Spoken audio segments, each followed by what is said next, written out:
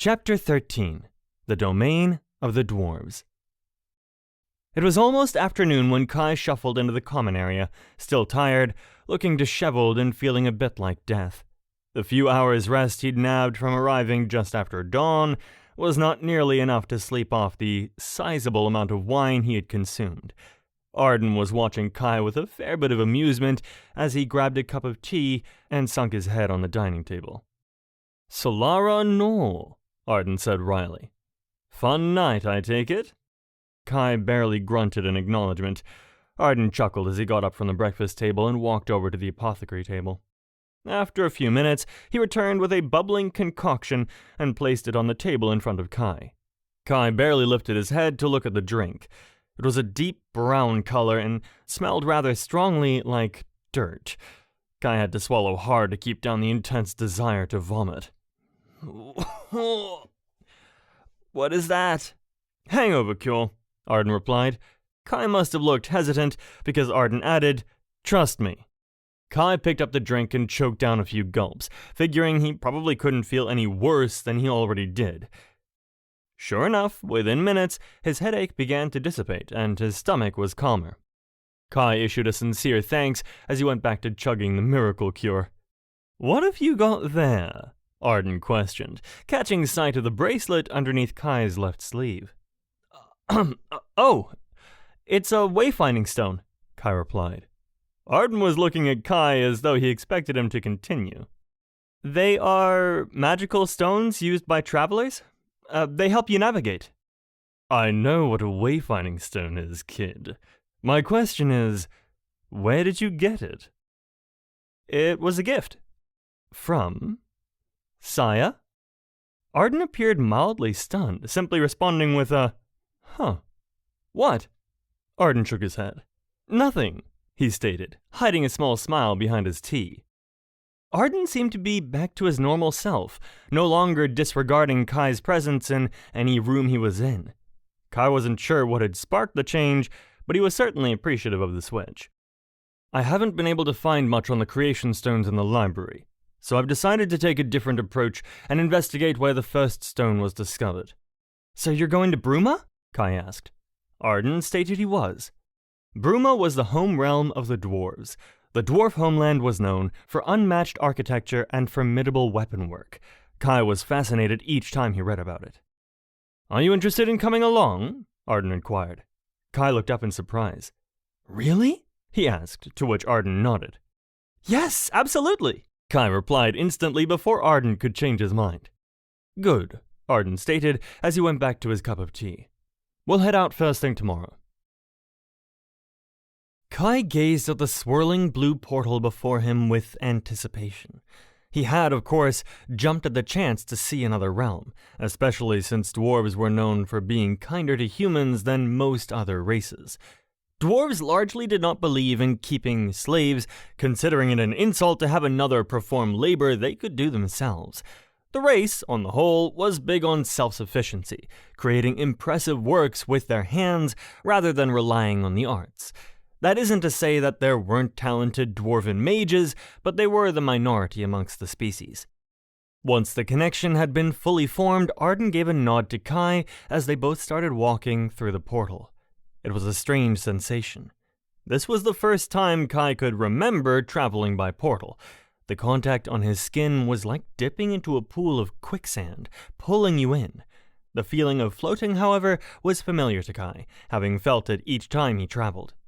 It seemed to only last for a moment. 1 second, they were heading into a swirling light. The next, they were on the other side of it. Kye and Arden were welcomed by a damp, lush landscape. Rolling hills of green surrounded them on all sides, with tall mountains erupting toward the heavens. Where Isalia was now coated in a thick layer of white, Brooma still seemed to be in the throes of fall, with drizzles of rain and a steel-gray sky covering the landscape.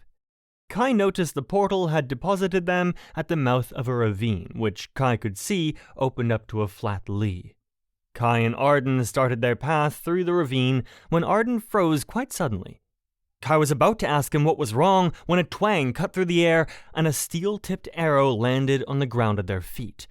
Kye instantly took a defensive stance toward the source of the arrow, muttering, Petra Serana, and extending his hand toward the ground. A slew of sharp rocks obediently floated up from the ground and began orbiting around him in a protective form, ready to deflect an arrow or impale an aggressor at the flick of his hand. Arden, however, did not seem fazed at all. In fact, he put a hand on Kye's shoulder, signaling to him it was safe to dismiss the spell. Kye was confused, but obliged. The sharp stones instantly halted mid-air and fell back to the ground. Arden then stepped forward in front of Kye, looking directly toward where the arrow had come from. No sooner had he done so than a dozen or so armed dwarves stepped out from behind the trees and bushes surrounding the top of the ravine. They had their weapons out, with the archers pointing notched arrows toward him and Kye. "Stay where you are, elf, lest you want to greet your death." A short, rotund dwarf with a long brown beard walked forward. He had an elaborate helm fitted with strips of gold and a battle axe made of what looked like some type of bronze. He stared down at Arden from his perch, unflinching and unafraid. "It'll take far more than a few arrows to accomplish that," Arden replied to the dwarf. "Aye, which is what me axe here is for," the dwarf said. He approached, quickly sliding down the ravine to the ground, never losing a step. Confident, he sauntered up to Kye and Arden, staring down Arden all the while, which was an impressive feat considering he was a good 3 feet shorter than his quarry. "Always wanted to behead me an elf," the dwarf growled. Arden raised an eyebrow. "Then I suggest you fetch a ladder." Silence fell over the group at Arden's comment. Kye thought antagonizing the dwarves might not be the best approach, seeing as they looked a hair's breadth away from unleashing all hell. To his shock, though, the silence was suddenly interrupted by the brown-bearded dwarf chuckling, which, after a few moments, morphed into full-blown laughter. The other dwarves followed suit, lowering their weapons. Kye was bewildered, to say the least, as he looked to see Arden grin back at the head dwarf. "Ah, good to see you haven't lost your sense of humor, Ard," the brown-bearded dwarf replied. "I was worried living with them high-bloods you would have picked up their entitlement." The dwarf then froze, getting a good look at Kye, and began to scowl. "Looking like you've picked up some bad habits after all," the dwarf sneered. "Didn't know you was in the need of a servant, Ard." "He isn't my servant. He's my acolyte," Arden replied. The dwarf was taken aback. "Your acolyte?" Arden nodded. "Kye, this is the ruler of the West Mountains, Delek. Delek, may I introduce acolyte to the High Council, Kye." Kye gave a respectful bow to Delek. "Pleasure to meet you, my lord." Delek nodded back. "Aye, good to meet you, lad. Well, let's get out of this weather and get you boys a proper greeting." Delek gave a wave to the procession as the group of dwarves turned and started heading back through the ravine. Delek was in the lead with Arden and Kye. "Got to say I'm surprised," Delek began.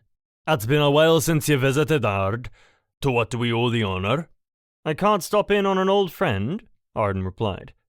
Delek smiled. "Well, you ain't exactly known for being social, but you're always welcome company here, you know that. How's that cousin of mine doing?" "Celeste is doing just fine.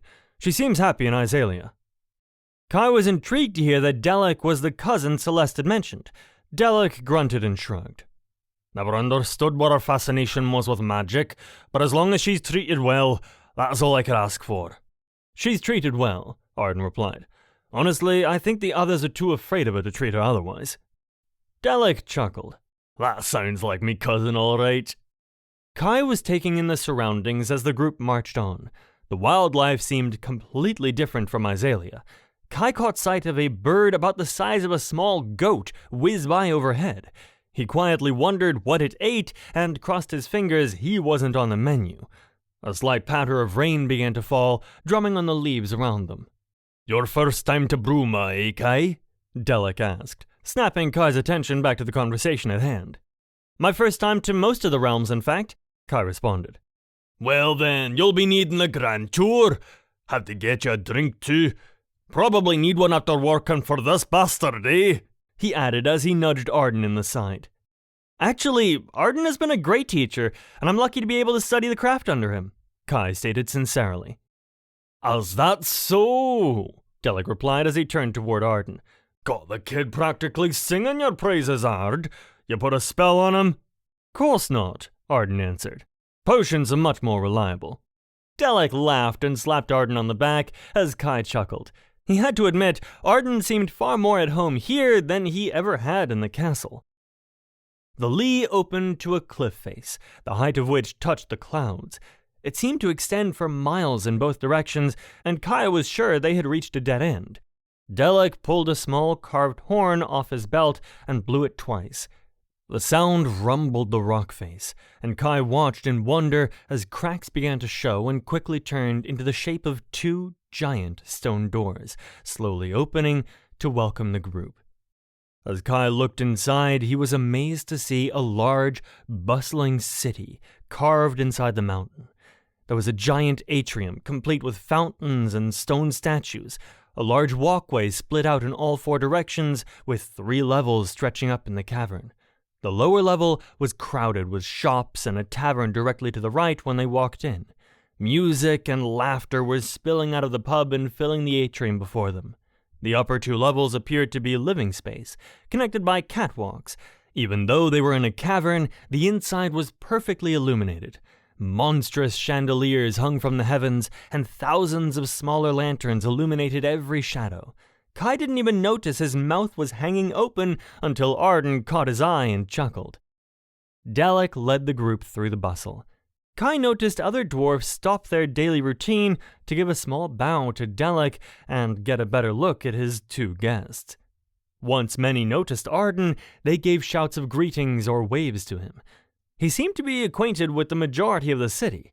The group approached an impressive building, with spires erupting from the roof that touched the very top of the cavern. It looked almost like a castle carved into the mountain. As they made their way up a long set of steps to the entrance, dwarven guards decked out in golden helms saluted Delek. The heavy stone doors at the top opened almost on command. Kye noticed the other dwarves stopped at the entrance threshold, speaking in hushed whispers with the guards as Delek, Arden, and Kye continued inside. The group entered what was clearly a throne room, decorated with warm fires, wood, and stone. For being a place of nobility, Kye thought it gave off a homey, comfortable feel, much different from the ostentatious decor of Calum Vallis. It reminded him a lot of Arden's tower, only on a much grander scale. Delek walked over near the wood-carved throne in the center of the room and hung his axe on a wall mount. "Certainly took your sweet time scouting, aye?" a voice interrupted. Kye turned to see a red-haired female dwarf enter the room. The top of her head was adorned with a golden circlet, signaling her status as some form of nobility. Her green eyes instantly moved from Delek to Arden and Kye. "And I see you found a familiar face." The female dwarf smiled as she approached. "Ard, good to see you," she added as she opened her arms to greet Arden with a hug. Arden returned the gesture, adding, "Good to see you too, Felicia." Once they separated, Felicia's eyes fell on Kye. "And a new face as well. Who would this be now?" "He's Arden's acolyte," Delek responded before anyone else had a chance to. "His name's Kye." Felicia seemed just as surprised by that information as Delek had been. "Acolyte, you say?" Felicia replied as Kye placed a hand on his chest and bowed. "Pleasure to meet you, Lady Felicia." Kye responded. "Oh, aye," Felicia replied. "And you as well, Kye?" "It seems Arden and I have some catching up to do," Delek stated to the group. "Felicia, my sweet, you mind giving Kye a tour of the grand city? I'll tell the cooks to get a meal going for our guests." "Oh, I wouldn't mind stretching my legs. That is, if Kye is wanting a tour, of course." Kye looked to Arden, who nodded in agreement. "I would love one," Kye stated earnestly. Felicia beamed back. "Well then, by all means, follow me, lad." Delek waited until Felicia and Kye left the room before casting a rather serious look at Arden. He shook his head with a sigh before stating, "Always knew you were one for poking the bear, Ard, but you usually left others out of the line of fire." "You're referring to Kye?" Arden asked. Delek nodded. "Hell of a thing, taking on a human as your acolyte. Guarantee the council was pissing nails over that one. But didn't you think it paints a rather large target on the lad's back?" I guess I thought it was preferable to the chain that was around his neck, Arden replied. Dallek fell silent before slowly nodding.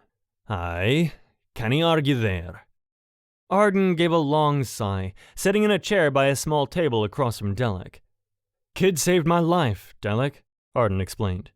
He didn't have to, and almost died in the attempt. Ah, lad's got heart then, Dallek asked, to which Arden nodded. That he does.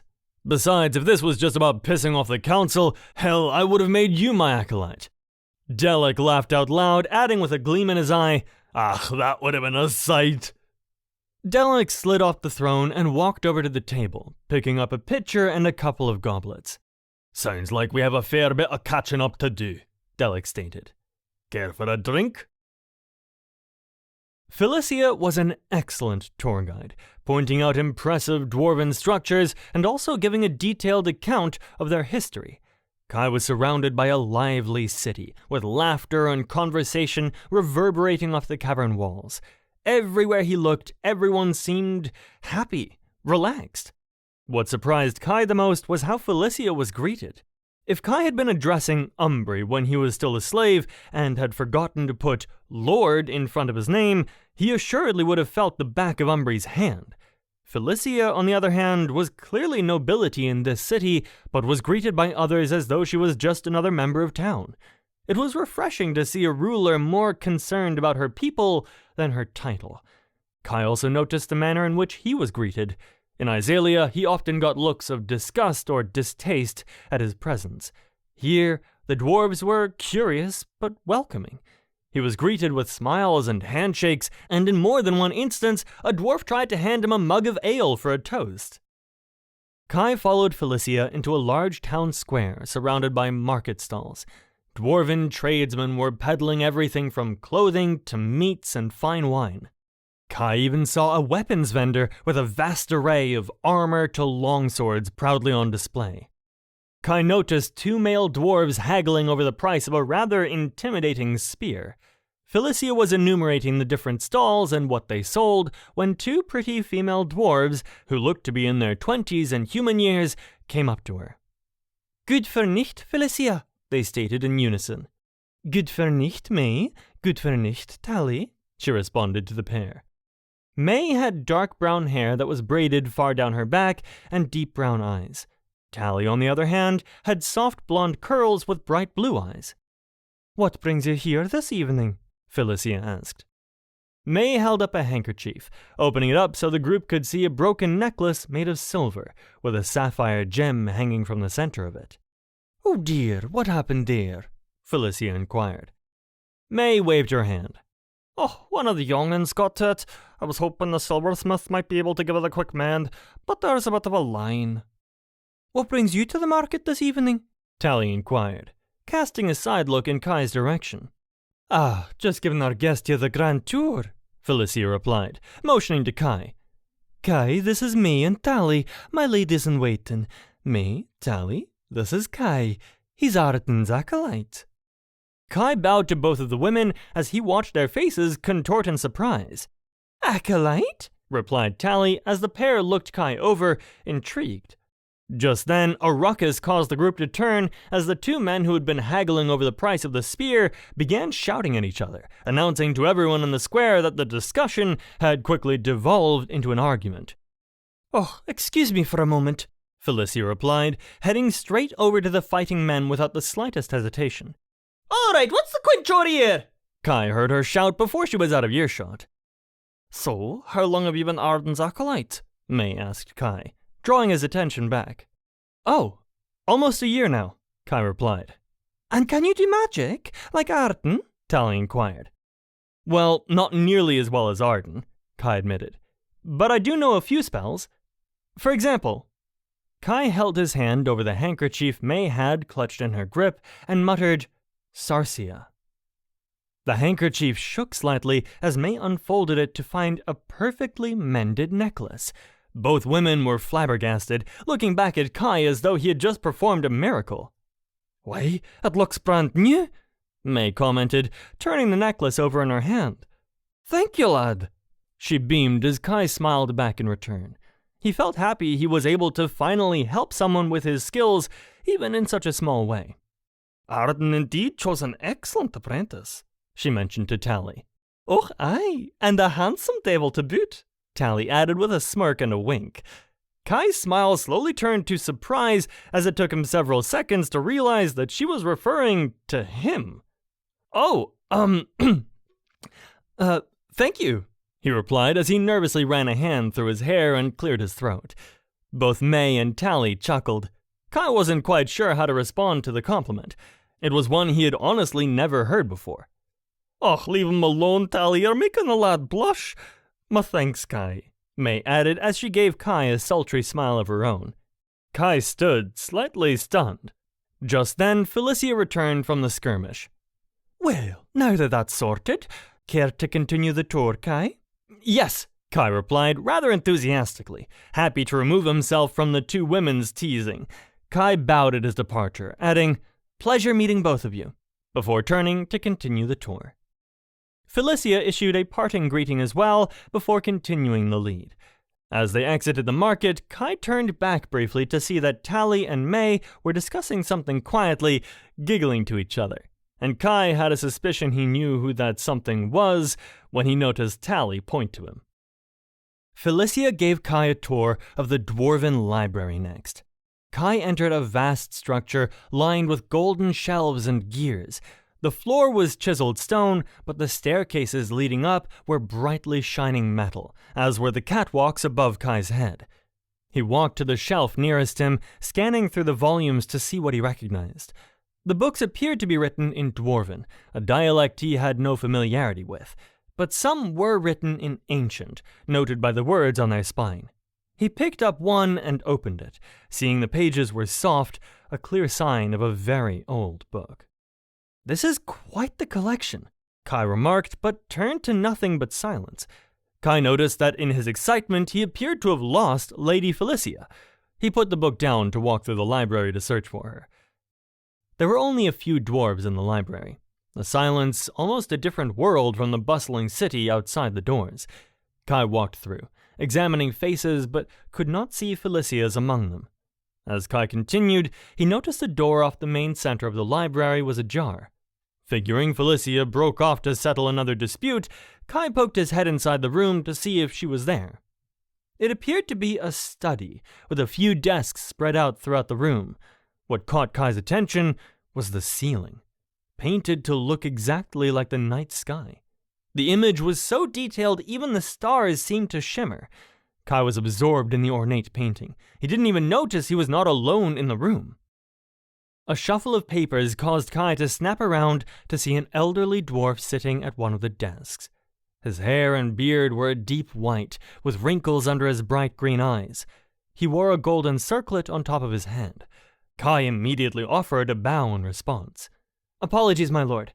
I didn't notice this room was occupied." The elderly dwarf hopped down off the stool and shuffled over to where Kye stood. As Kye slowly raised his head from his bow, he noticed the dwarf standing in front of him was just staring at him.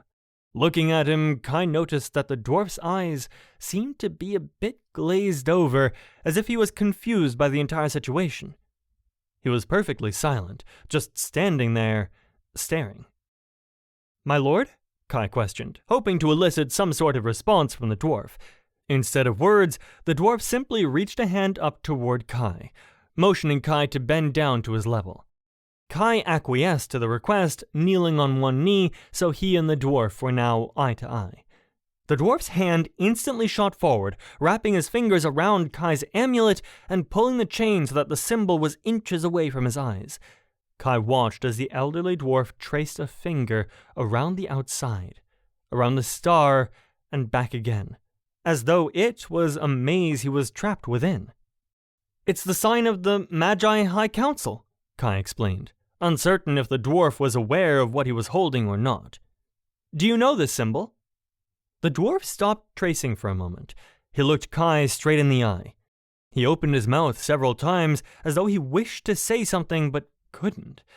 Kye could see the frustration and confusion behind the old dwarf's eyes, desperate to be understood but unable to articulate. Kye opened his mouth to ask another question. "There you are!" Kye turned to see a young black-haired female dwarf enter the reading room, looking flustered. She immediately brushed past Kye and collected the hand of the old dwarf. "You shouldn't be wandering off like that," she replied, looking relieved to have found him. She then began leading the old man out of the reading room. "Come, let's go back, shall we?" She walked past Kye, the old man shuffling behind. Kye stood as the elder dwarf gave him a parting glance. Felicia entered afterward, casting a sad smile as the old man left her sight. She then turned back to Kye. "I see you have met our King Borak," Felicia stated. Kye startled. "Your king?" he questioned. "Lord Delic's father?" Felicia nodded. "Aye, I'm sorry if he unnerved you a bit, lad," Felicia continued. "He can't really understand like he used to." "What happened?" Kye asked Felicia. She shrugged. "Old age is my guess. He always was a tad forgetful. Then his mind just wandered off one day. Been this way ever since." Kye's face fell. "Can nothing be done? I know healers with the High Council. Lady Marine. I could ask her to come take a look." Felicia simply shook her head. "Appreciate it, laddie, but there's nothing to be done. We've tried. No sickness to heal, no injury to mend. He's just lost in the dark." Kye fell silent, thinking over what Felicia had said. He had always thought mages were all-powerful, capable of building or destroying at will.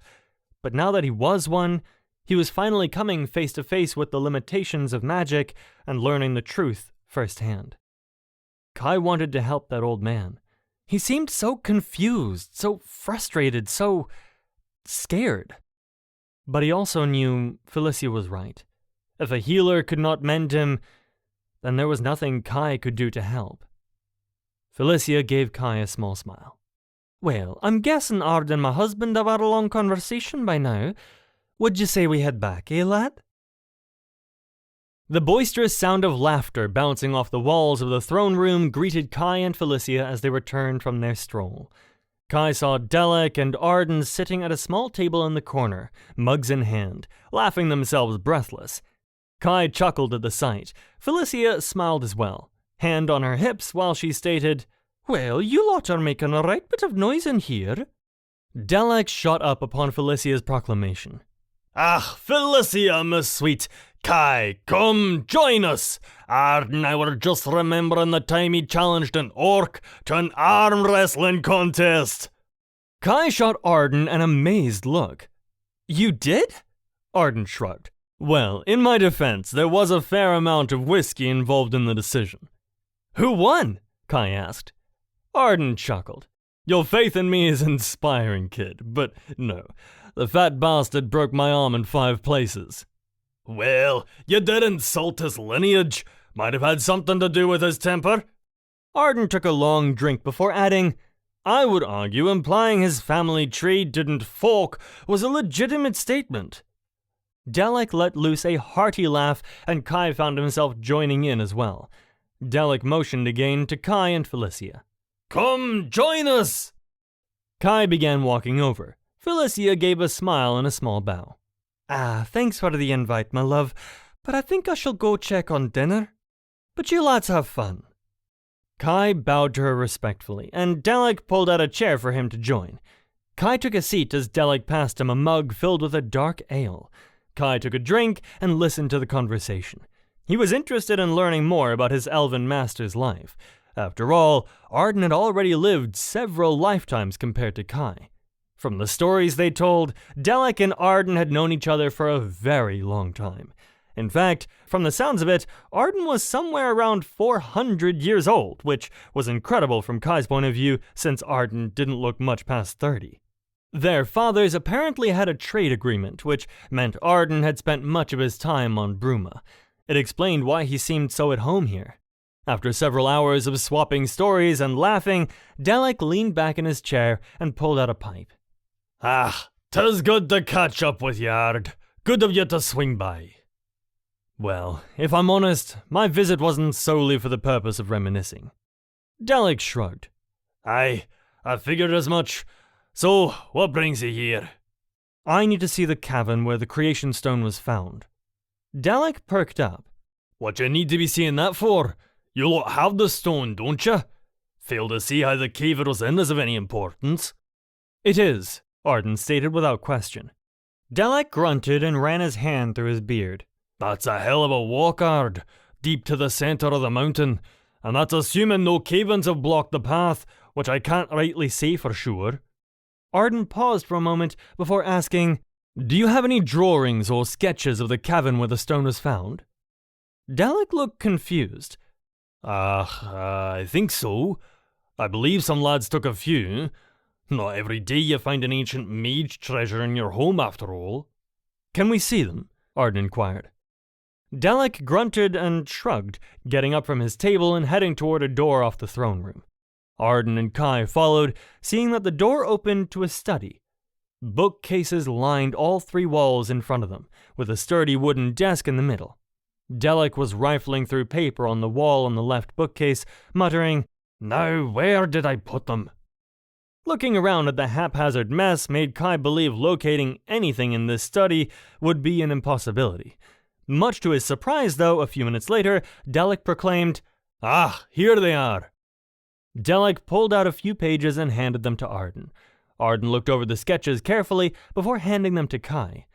Kye noticed that the artist who drew them was talented indeed.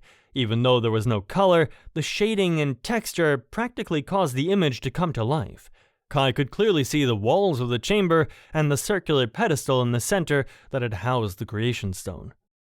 "Detailed enough?" Arden asked. Kye nodded. "Detailed enough for what?" Dalek inquired. But Kye didn't waste time answering. He immediately closed his eyes to concentrate. Creating the colors and figures, he focused on building the picture in his mind. He could see the walls of the cave. He could hear the cold draft whistle through the hallowed halls. He could smell the stagnant air. He could touch the center pedestal that had held the stone. As soon as the picture was real to him, Kye reached out and placed a hand on Arden's and Dalek's shoulders before muttering, "Demora." The familiar pulling sensation vanished as Kye opened his eyes to see that they were standing in the inner chamber from the picture. Arden immediately opened his hand and created a fire within his palm, lighting up the pitch-black area. Now that he could see clearly, Kye noticed that Dalek was a few shades paler than he was a few moments ago. "Are you all right?" Kye asked. Dalek was noticeably unnerved, and Kye realized he probably should have explained what they were about to do. I'm not entirely sure," Dalek replied, holding a hand to his chest to catch his breath. "What the devil was that?"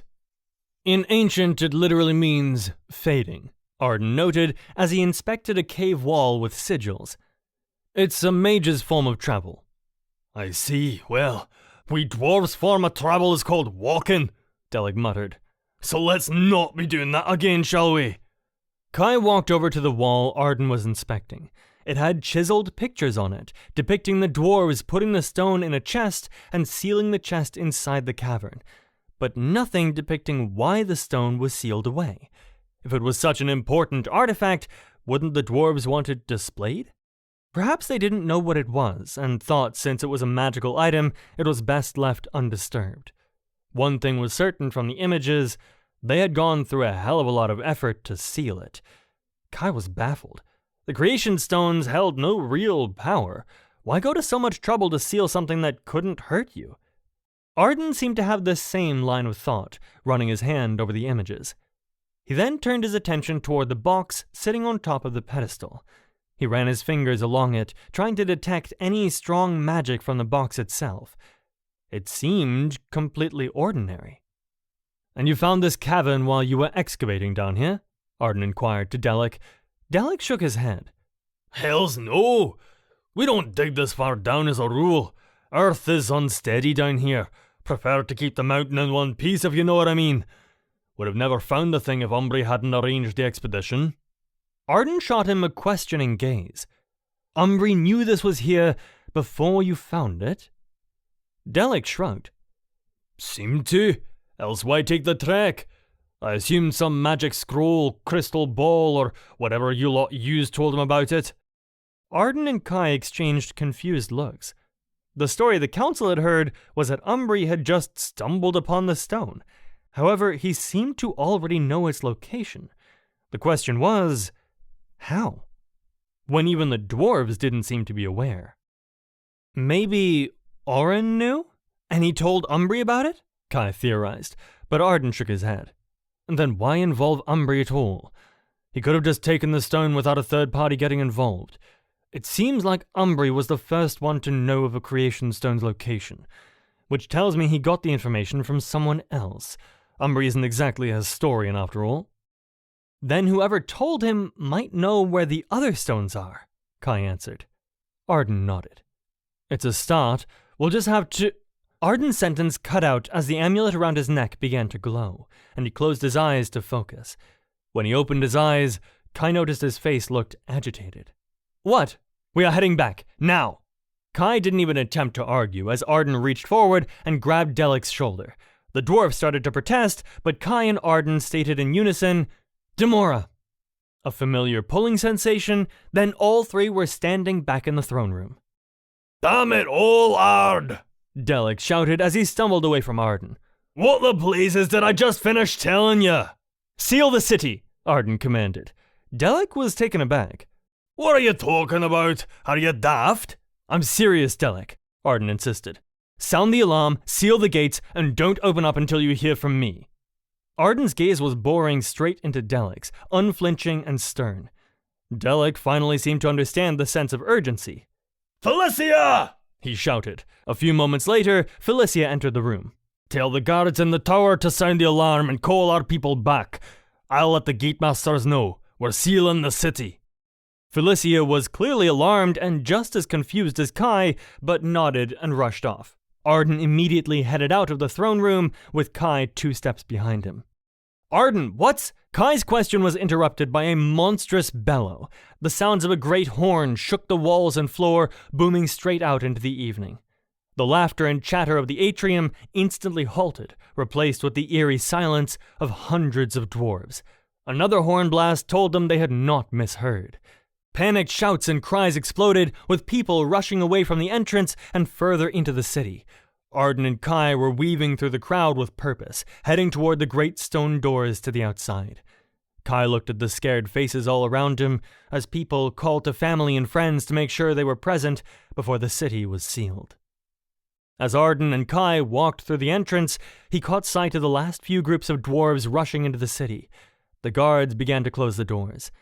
A deafening creak and a reverberating groan echoed when the heavy stone doors sealed. Kye was hit with the last blast of air from inside the dwarven city. The lines of the doors instantly vanished as Kye looked up to nothing more than a cliff face. The whole time Kye followed Arden, he never slowed his pace, moving with purpose back to where the travel orb had first deposited them. Arden, what's happened? Kye asked as they rushed along. Isalia is under attack, Arden answered. If they get inside Caelum Vallis, the travel orbs could give them access to all the 6 realms. Kye's mind had trouble processing the information Arden was relaying. Under attack? Kye questioned. Under attack from who? Shades. A fuck ton of them.